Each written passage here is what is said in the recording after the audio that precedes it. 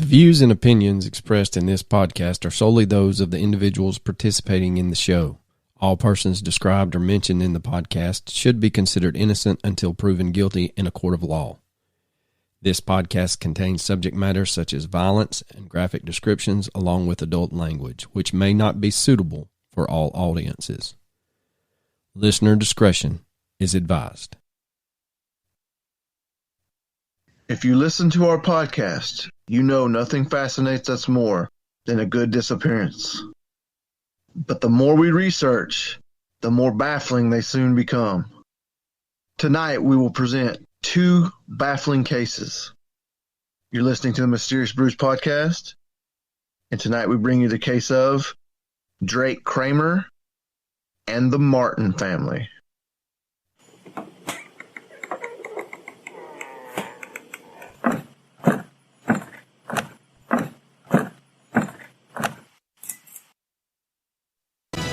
Good evening. It has been 1 year of questions now, but very few answers after a San Antonio man just vanished at the Grand Canyon. Tonight, News 4 San Antonio's Ashley King shows us how his family is renewing the search effort 1 year later. 365 days. We're just waiting to hear something. And no word from 22-year-old Drake Kramer. A year ago today was the last time I saw Drake. Kramer vanished last February. He was last seen checking out of a Grand Canyon hotel. I don't know if he's just out there trekking around. Welcome to a deep, dark, dank, moist basement somewhere in the bowels of Georgia. Could you not hear the intro? I didn't hear anything. I thought you was just messing with me. Oh man, I think you talked over the news segment because I didn't have it recorded and you were like, hey man, this is where you take over. And I was like, you can't hear the people talking. Well, you may have to play it again. It's because it's through the same interface. I was wondering how that would work. So this will, the unedited version will definitely make it to Patreon. They'll be laughing their ass off on this one. All I thought was like you were just staring like a moron at me like that. Which one we time have done. Which we both have done. 2 minutes of dead air waiting on each other to talk. I thought we went into that loop again. So I was trying to break the cycle. Oh no. I was like, so it goes in and you're like, it's your turn. And I was like, can you not hear that? I was like, I did my tiny part of this podcast. I contributed my 10 seconds. Oh, that is It's your turn to take over. This is what happens when I get sick and we can't record on a Sunday and I don't have my shit together or a Thursday. But anyway, I don't have any. I don't have any new patrons to talk about, but I will say there were some nice. Hope you get better because we had to, kick this one down the road. We are actually recording on the day that we're supposed to release. So this episode's coming out 2 days later. I will say everybody's like, get feeling better. Hope you feel better. Get well soon. And then Morgan Anonymous was like, food poisoning, ... or poison. Bum, bum, bum. Everybody's like, get soon, get well soon, because we can't do this shit with just Coach, brother. I'll tell you that much. Yeah, that's the shortest fucking, like the intro podcast. Like, man, I'd really like to hear that case. Well, too bad. Well, now I did send Heater a picture. So when I took my son to visit the Kentucky Welding Institute, I messaged Heater about a local soda up there. I was like, dude, what is this? And so he was like, I'm not going to taint your taste buds. Try it. Tell me what you think. So I did. What was it? L8. L8? L-A-L-E and then the number 8. L8. Okay. I got you. And it's like a Eastern Kentucky, like you either love it or you hate it. They got a cherry flavor and then they have just a regular one. And it's like supposed to be like ginger ale, the original one is. And then imagine cherry flavored ginger ale. I guess is what the cherry flavor is supposed to be like. But sounds terrible. To me, they put a shit ton of sugar in carbonated water with no flavoring. That sounds pretty good. So you either like it or you don't. There's no in between. It's like liquid rock candy. I wished. it was a little bit sweeter than, or had some flavor, not sweeter. So I, being the good husband that I am, went grocery shopping with my wife this weekend, and at the local Kroger down here in Georgia, First of all, it's called Kroger's. I'm sorry, Kroger's. They have L8s at the Georgia Kroger's. So I took a picture of it and sent it to Heater, and so Heater replied to "Hope you get well soon" and all that stuff. He goes, "You drank a bunch of those L8s, didn't you?" That's how they get you. All right, so the sinking suspicion is I got a hold of some bad ranch, followed up by I am deathly allergic to avocados and bananas. I love both of them. Like, I love banana pudding. I love guacamole, but I'm serious. It's like I had drank rot gut whiskey if I get a hold of any. And so sure enough, Sunday, to compound the horrible ranch that I got on Saturday, I ordered some soup at the local Latino restaurant, and they forgot to take out their avocado. And so by me picking them out, it didn't get all of that out of there. So it compounded it. So yeah, I just blew my nose off to spite my face. But I was thinking, man, you know what'll make me feel better? Some good chicken soup. As long as they don't put avocados in there. And then there you go. Sure enough. They done screwed it up again. Because everybody knows avocados is the main ingredient to chicken soup. I don't know. But anyway. Okay, so tonight we are bringing you a twofer. And the first part, we're going to talk about one Drake Kramer. He was born Drake Lyons Kramer, and he was 21 years old in 2015. So y'all do the math. I'm not playing along at home with you. He had enrolled to study geology at the University of Texas. He was originally from San Antonio, and he was last seen on Sunday, February 1st of 2015 near the Bright Angel Lodge on the south rim of the Grand Canyon National Park in Arizona. Now, the next day, his parents, Robin and Brenda Kramer, would report him missing. Drake had left his vehicle, a white 2007 Mazda 323 with the Texas license plate number CSK 1767 at the lodge, and has never been seen or heard of again. It's like he just stepped out into the abyss. Now, Drake had stayed the night at the Bright Angel Lodge and checked out the next morning. He had sent his family a strange text message before his disappearance in which he said, quote, "He had to give his body to Mother Earth," end quote. Now, the family was surprised he had driven to California and then on to the canyon. They last saw him on January 29th when they went to see the film American Sniper, and he was reported to, quote, "be in good spirits," end quote. Now, according to Kramer's father, it was very unlike him to travel to places like the Grand Canyon alone, but he had been to the area 2 to 3 times before. However, he was very experienced in the outdoors.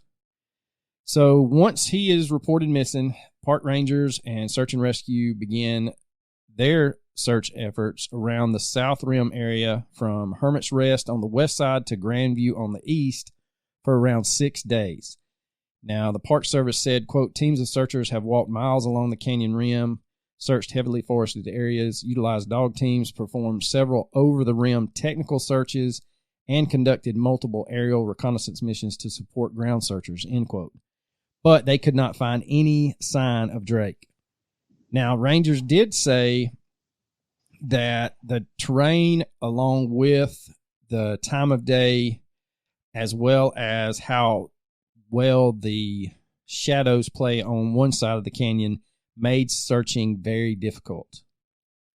The weather, they said, in the daytime was in the 60s and had been good, but the terrain was too rocky and unstable without those technical searches, which basically a technical search means they lock in and they're rappelling or they're climbing with ropes.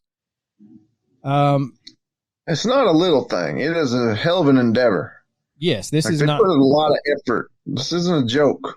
No, and when There's a lot of money, a lot of time, and a lot of effort spent trying to locate this man. And when they do a search in the Grand Canyon, they really do. They don't just half-ass it. And so for them to search for 6 days, I feel like they put in the due diligence. Now, Drake's text message to his parents with that return to Mother Earth have led some people to say that that was his way of telling them that he was committing suicide and he was going to just go out in nature and end it all. However, it is unusual for such things to happen in the south rim of the Grand Canyon, and there has been no sign of him or his belongings, and you would think something would have survived if he had committed suicide. Well, it's an odd comment, you have to admit. It is very odd. I will say that.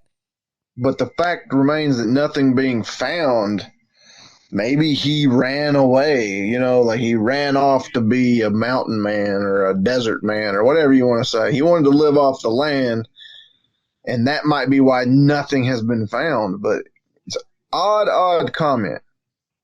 Yeah, now, the 1-year anniversary, the, what was it, News for San Antonio did a little snippet and an article, and they said that the family was trying to renew the search efforts, and they were trying to retrace the route they thought he made getting to the Bright Angel Lodge. And they stated, quote, "We're going to stop at all the rest areas on the way, or at least as many as we can." They plan to pass out car magnets, business card stickers, and get the word out about the missing man, and hopefully someone may remember seeing him on the trip up there. Quote, "All we can do is spread his picture and hope that somebody will recognize him," his mother, Brenda, said. I'm sorry, his stepmother, Brenda, said. "A little ray of sunshine will help at this point," end quote. Now, going back to the text message, his dad, Robin, said until he's given proof that he's no longer alive, he has to keep the faith and believe that his son is still alive out there. They also were holding on to hope because Drake had wrote his stepmother a letter that she now has tattooed on her arm. And it said, quote, "I truly love and cherish every soul I met and will meet in my lifetime. Love, Drake Lyons Kramer." Now, according to his family, that little letter doesn't seem to them like someone that's going off and killing themselves. But we all know that is a very slippery, nice edge that you can be fine one day and completely off your thinking, positive thinking, especially the next. And so, and one thing that kind of echoed for me in this, and I'm not going to get into conspiracy theories. I'm just going to put this out there and we'll just let it be like it is. But our mysterious podcast, why not get into the conspiracy theories? Because we'll be in the weeds on this one for like an hour and they'll be like, "Man, I thought this episode was about Drake Kramer." But anyway, what I was going to say was, I saw on one of the social medias, Chester from Lincoln Park, his wife posted a picture of her and him and their kids looking out over the ocean with the caption that says, "Less than 48 hours after this picture was taken, I would lose my soulmate." So you never know what someone's going through. So I guess that's what I'm saying here. While as we read into this, that is a little dark, got to return back to Mother Nature or Mother Earth. But from what I could gather in some of the message boards, he kind of talked like that when he just felt like society had weighed him down and was crushing his soul. He was like, "I'm just going to return to Mother Earth. I'm going to walk around, do a little bit of hiking, recharge my batteries, and come back." And so I think that's where the family's coming from. Also, there was no history of depression or suicidal thoughts. There was nothing that I could find that stated that he was into recreational, illegal, or illicit drugs. So I don't know. It's just, it is one of those enigmatic cases, and basically that's all the facts that are out there. The rest of anything that you look up are news articles that reference the anniversary, how they still haven't found anything, how they don't know what has happened, and then it's all conjecture on, did he run away to start a new life? Did he commit suicide? Did he happen to come across some drug smugglers going through the Grand Canyon? So it's, I don't know if you would say it was 411S because there's not a lot of boulder fields, but I mean, it checks a couple of the boxes, that's for sure. Absolutely. Well, I mean, really, drug dealers going through the Grand Canyon. I mean, why? I know. There's got to be more efficient routes. Just saying. Agreed. Now, unfortunately, there's not a whole lot about Drake's life leading up to him enrolling in the geology program in college. So that's why we kind of paired this one with our next case. There's just not a lot of information out there about Drake. We like to bring light to some of these lesser known cases. So if you are out in the Grand Canyon, or you have stayed at Bright Angel Lodge or have plans to, hopefully you will look around the area and see if you can see any sign of foul play or things that just shouldn't be there. Like, I don't know, Egyptians in the Grand Canyon, because I really want to do an episode on that. Yeah. Okay, so the next doozy of an episode or topic that we bring you is that of the Martin family from Portland, Oregon. This was just after Coach was born in 1958. Yeah, if that's me, brother, then what year were you born? 38. Yeah, I'm going to say, old motherfucker. So the Martin family consisted of Mother Susan, and Father Kenneth. I'm sorry, Susan. It was not Susan. I spoke out of turn. I do apologize. Are we not even going to say what we thought, what we think happened to Drake? I mean, we kind of skipped it. I was just going to give both of them. I'm just saying. By the time we get to the end, you'll forget about Drake. Yeah. Okay. Everybody forgot about Drake. You got something to say, and nothing comes out when you move the lips. Just a bunch of gibberish. Motherfuckers act like I forgot about Drake. I'm just saying. Okay, so yeah, I honestly think he may have been hiking, and the way that search and rescue have talked about how unsteady the terrain was around there, he may have just unfortunately slipped and fell down in there, and you're just not going to find somebody. That's the problem. It seems like it'd be hard to do. Yeah, it does, but I guess... Do you think the comment was a suicide comment? I mean... I really don't. I mean, from what I read, it seemed like I said, he would make similar comments when he had enough of basically society, and he's like, "Nope, I do not need any more people in my life. I'm going to go for a hike." And so let me tell you something. The more that I interact with people, the more I'm agreeing with that shit. Like, I literally just want to be left alone, and I just can't. Like, people are just fucking. They're stupid. They're annoying. And they insist on fucking causing trouble. It's like, dude, I don't care about you or your feelings or your people. I just want to go inside, watch my TV, sleep in my bed, and everyone else can fuck off. I'm sorry. Yeah, we all made fun of that older teacher when we first started teaching about he eats the same thing, he drinks the same thing every weekend. You know what? I know where he's coming from now. Yeah, like just sleep. Like, just, I don't want to. Yeah, that's me. So, I mean, right, I'm just good. I'm good. I don't want to adult anymore. I've had my fill. It's not for me. I want to go back to about the third grade. That's about as old as I want to ever get. Like, anyway, I don't know. I don't think that comment was necessarily a suicide comment. I think that was more or less just him, like, being over it. Like, I can relate. I can see me saying something like that, and I'm not suicidal at all. I love me some me. I'm not getting rid of me. It's everybody else. Right. Well, and the other thing is, there's a lot of times where I'll just leave my phone inside and I'll just go outside. It's not that I'm going on a hike because I don't hike, but I do love the fact that I don't have that electronic leash around me sometimes. So that's our 2 takes on the Drake Kramer.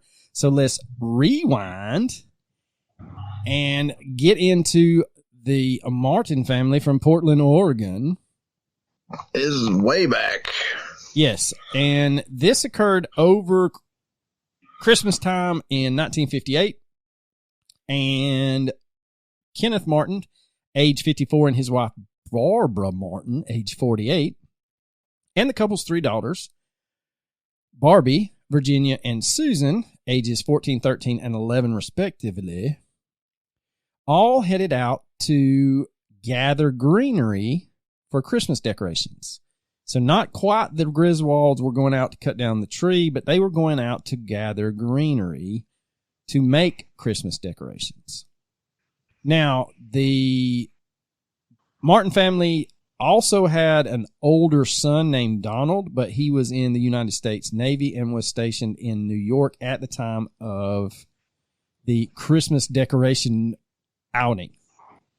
Now, on the evening of December 7th, 1958, Kenneth and Barbara Martin attended a Christmas party before returning to their home at 1715 Northeast 56th Avenue in Roseway, which is a neighborhood in Northeast Portland. Now, they had made plans for a day trip into the country on December the 8th. Now, in the late morning of December 7th, Kenneth and Barbara had left, like I said, with their daughters in their 1954 cream and red colored Ford Country Squire station wagon to head off. Nice vehicle. Yes. To head off into the Columbia River Gorge, where they intended, like I said, to pick up greenery to make Christmas wreaths and decorations. Now, the knowledge of where they were throughout the day of December the 7th is kind of sparse at best. Now, Dean Baxter, a gas station proprietor, reported that he had seen the family when they purchased 5 gallons of gasoline at his store in Cascade Locks around 4 p.m., which puts them approximately 40 miles from their home in Portland. So 5 gallons of gas in 1958 probably cost them 60 cents, maybe. Maybe 30 cents, but yes, you're right. Those were the days. Back in my day, they gave gas for free. And it was leaded. The way God intended. That's right. Now, according to Baxter, he recalled their car continuing east after they had purchased gasoline. None of that girly ethanol. None of that corn liquor shit. All right, so the family was then seen again right after the Paradise Snack Bar in Hood River, which is almost 20 miles east of Cascade Locks. And at that snack bar, a waitress named Clara York stated she had served the family. Now, other reports from passing motorists indicated that the family was seen in an unspecified location on the north bank of the Columbia River in Washington at dusk. Now, according to eyewitnesses who saw the family that day, Kenneth was reportedly wearing a tan zip-up jacket, dark slacks, while Barbara wore a navy blue coat, a plaid jacket, and a black print dress. Barbie was reportedly dressed in jeans with rolled cuffs and a beige coat. Now, what's odd is when people start to miss the Martin family. They go to their home, and it just looks like they literally packed up for a couple hours trip because there were dishes left in the sink. There was laundry left in the washing machine, but they basically disappeared and were never seen again. For years, detectives tried to crack the case of how an entire family goes missing. So were they abducted? Did they meet an untimely demise, or did someone have them murdered? It is. I mean, it's so hard to disappear without a trace, especially with your car. Like, so it's. I would suspect foul play first hearing about it. However, I don't know. What do you, I mean?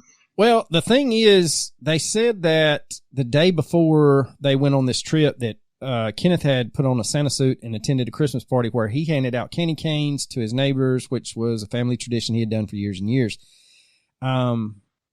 And so when the investigators get into the house, the Santa suit that he had worn the night before was still laid out like he had left it out. So I guess it would be washed separately was the only thing I would think, with a load of laundry in the washing machine. Yeah. Now, the oldest daughter, Barbie, was a 14-year-old freshman at the local high school. Skur. Now, it's between... People have stated that it's between filling up with gas and the time they were at the snack bar that they disappeared, which is kind of odd. It would more than likely be like a trail of clues that they filled up with gas, then made it to the snack bar where the lady states that she waited on the family, but they just basically vanished and never returned back to Portland. That's when their friends would call the police. But like I said, there's nothing really to go on. They did do a cursory search. They could not find any trace of the family or their station wagon. Now, the Medford Mail Tribune reported that the first clue arrived in the Martins family mailbox 2 weeks after they had disappeared. And that was a gas station receipt showing that Kenneth had signed for the 5 gallons of gas on the day of the disappearance. No money had been removed from the Martin family bank account since that transaction. Now, the receipt led authorities back to that gas station in Cascade Locks, but like I had told you previously, there was nothing to report other than, yes, I remember the station wagon and the family, but they just bought 5 gallons of gas. So that's really a dead end for detectives.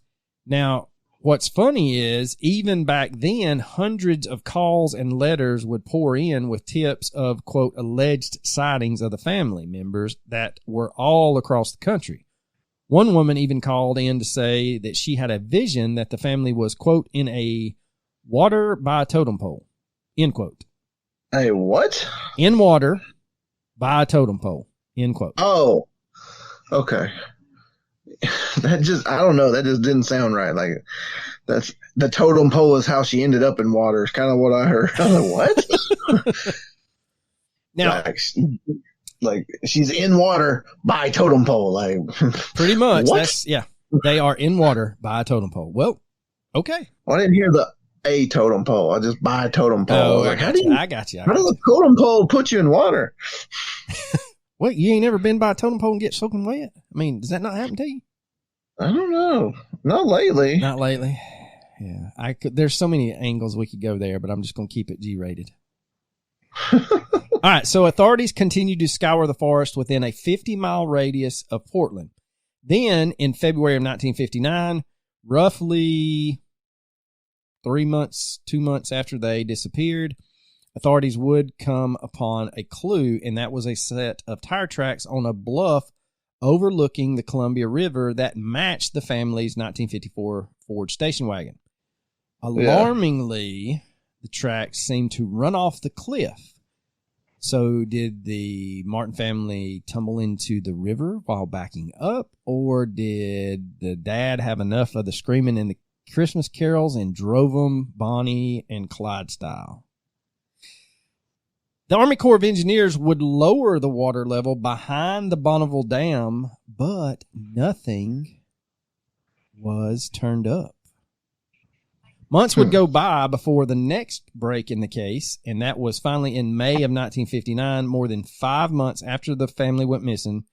Authorities would find the bodies of Virginia and Sue floating in the Columbia River.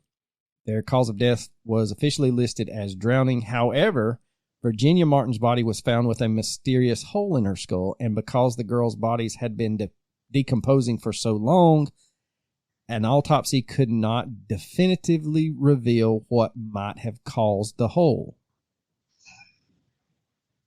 Meanwhile, there are still no clue, no sightings, nothing of Kenneth, Barbara, and the oldest daughter, Barbie. Or the car.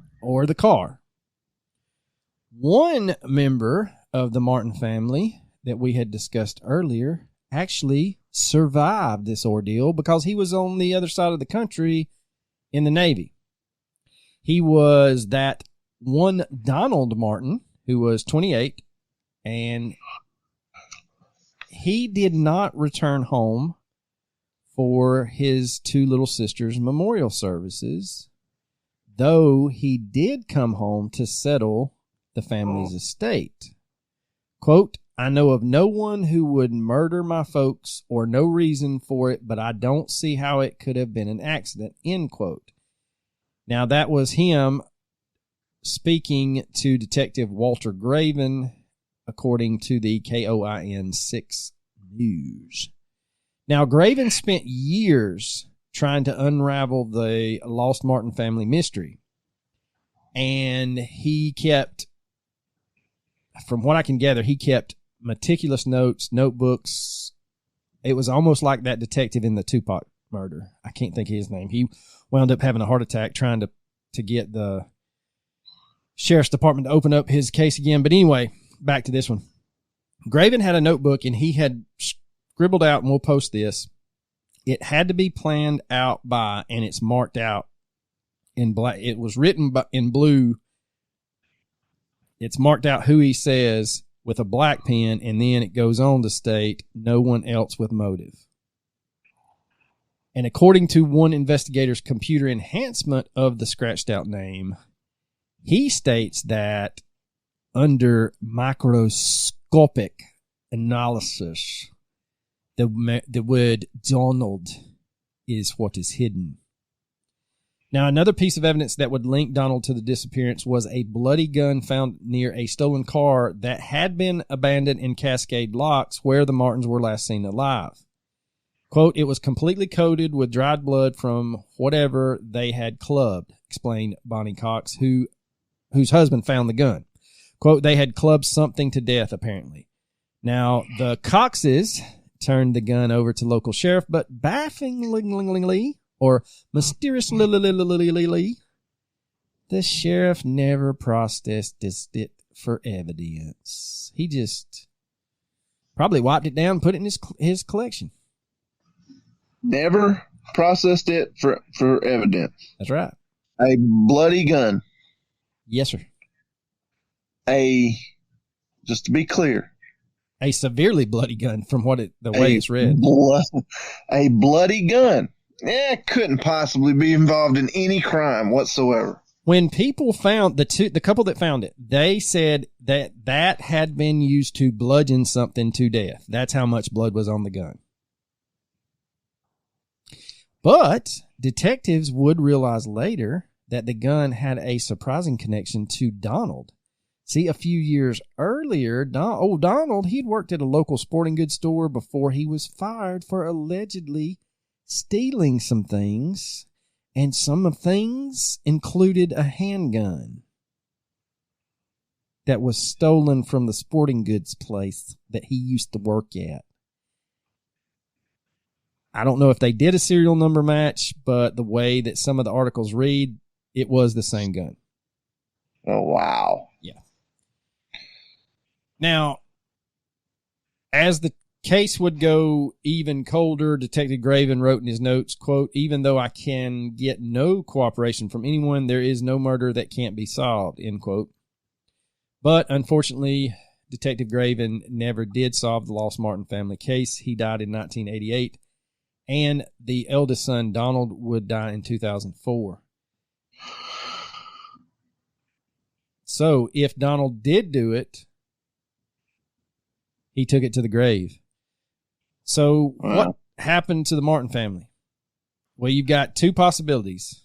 Either they had an accident and somehow slid off that bluff into the Columbia River, or the son had them killed or killed them to get the estate. I don't think so. I don't know, man. I just don't want to believe that. But back then, if you were having problems, it's would have been real easy to cover up. I'm not saying I believe that either, but a lot of people do point out to the fact that that was about the time that you could still, like, you could have been brought before a judge and the judge would be like, look, we're going to put your ass in jail for stealing some shit from the sporting goods place, or you can enlist. And that's that's true. I don't know, but it would still be hard for him to be on the other side of the country and orchestrate the family's killing. I couldn't find anything about his service record stating, did he have leave that weekend? Was he on base? Was he seen by anybody? Any of that stuff. I mean, it's 1958. I'm sure people out there with better research faculties than myself could do it. Or if I was independently wealthy, I would have just driven to New York and we would have figured it out. Yeah, I couldn't find anything either. Mostly because I didn't look, but I figured why waste the time, you know? Yeah, I mean, you're like, surely somebody else has already looked for this and they would have found it by now. Just bear with me. What we're going to actually do is we're going to steal the Constitution of the United States. Yeah, that's me, man. Every time I'm like, I'm just going to have a few beers. I'm not going to get too political. An hour later, we're going to steal the Declaration of Independence. Yeah. So, all right. So what do you think? You think it was just an untimely accident?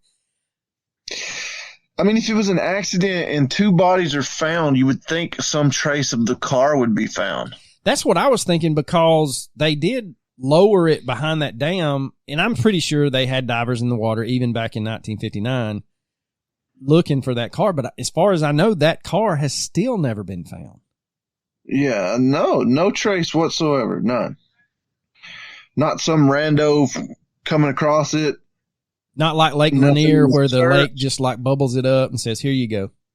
Yeah, I mean, at the time it was the largest search in Oregon history, and they came up with nothing.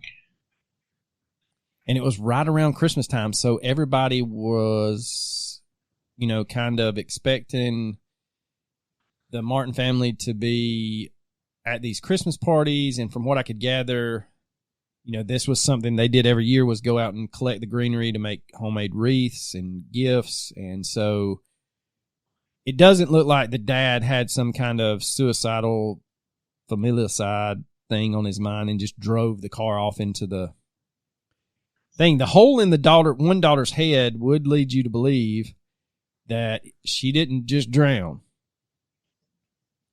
But she was found almost a year later, so I don't know, man. This one's an odd one. If I knew more about the son and his, like, was there money problems with the son? Was he a shitbird in the military, or did he have a clean record? But again, if he knew anything about it, he took it to the grave. So this is one of those that may never be solved, because if the alleged killer of Mr. Donald Martin did it, he sure didn't confess to it. So. Really? Well, coach him Why would you confess? on your deathbed. Fuck it. I'm gonna leave him guessing. He's like, this will be on a podcast someday. That's hilarious. All right, so I don't know, man. This one's a hard one. The way that he was seen buying gas, and then the lady swears she served him at that snack bar just 20 miles from their home. I don't know. I just don't know. I don't know. I don't either. For those of you that listen to us on Stitcher, you probably already know this, but Stitcher is no more. I wonder what happened. What happened to Stitcher? They got bought out by one of the satellite radio companies. There's only one satellite radio company. Well, that's Sirius XM. There you go. Because Sirius bought out XM. So Sirius bought them out. Stitcher. So I don't know. But if you did listen to us on Stitcher, I recommend Castbox. It is pretty good. I think it's as easy to operate as Stitcher was. But with that, Coach, do you have your... Actually, we got a new review, bub. We did? Yeah, on 9/6. No way. Yeah. I didn't get a notification, bro. Well, I'm sorry, so bro. It can't be true. Well, it says... Hold on. Don't be taking up the only thing I have. Via Apple Podcast. So you better get your ass in gear. Don't take this away from me. This is my only. This is my gig, man. This is my gig. It's not my bag, baby. Yeah. It's like, come on, bro. Amazing job. There you go. By GH$GGCGHTF3 hashtag or pound sign if you're old. @ symbol $ampersand. Or he could have just easily said that it was from GH$GG, then the cat walked across the keyboard. Hey, don't be putting down our 5-star reviewer, man. So these guys have been the best podcasters I've heard. They're funny but serious when they need to be and intrigue me to extents unimaginable. This is a very well-deserved 5-star review.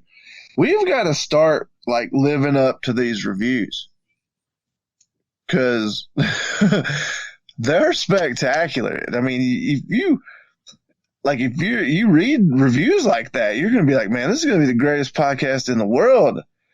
If you knew us personally and read those reviews, you would be like, are they really talking about the same people I know? Well, I just feel like I don't contribute enough to get a positive review. That man, that coach, man, he doesn't drop in much, but when he does, they're zingers. They're zingers, eh? He's like, I'm averaging probably about a 5 to 6% contribution to this podcast. Oh, that's amazing, though. It is. I love it. All right, so closing this one up. I think Drake just met an untimely death. What kind of death is not untimely, though? Well, probably. What is a timely death? One that you know is coming. So like an execution? That or a terminal illness. Do you know that in Japan, if you're on death row, they don't tell you when your execution date is? Yes, I have read that. Do you know? That's crazy. Psychological warfare. Every day, they're like... The shoe could drop. Today could be the day. Like, no thanks, man. No. But anyway, back to the Martin family. This one's a head scratcher. I really don't know what happened to them. I couldn't tell you, man. Could not tell you. But recommendations. Do you, sir, have one? Well, I'm going to recommend two because I've really been watching both of them a lot, and I don't care because I can do whatever the fuck I want. And I've recommended both of them before too, but like the second season of Heels on Stars about the wrestling in Georgia, and the second season of Winning Time, the rise of the Lakers on Max, dude, those things are awesome. Those are two great shows. If you haven't watched them, watch them. All right, so this one, there's one season of it. It's a podcast. It's called Welcome. I'm sorry, it's not called Welcome. Shit. Welcome to the show. No, I'm just joking. It's called Haunted Cosmos. Now, it is two Christian men. One, I think, is a minister or a preacher out in Utah.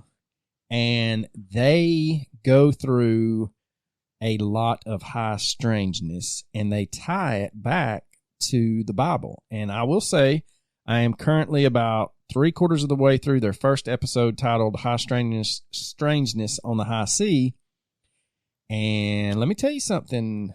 They do a very good job of dotting their I's and crossing their T's and explain things in a biblical sense that would not lead. Now, my grandmother, God rest her soul, would think it's blasphemy, but they do a very good job of explaining things and stating how things could have been explained in ancient times, why things were done the way they were done. So if you are interested in all of that, like they do 3 episodes on the NIDS era of Skinwalker Ranch. They touch on vampires, sleep paralysis, do 2 episodes on the Mothman.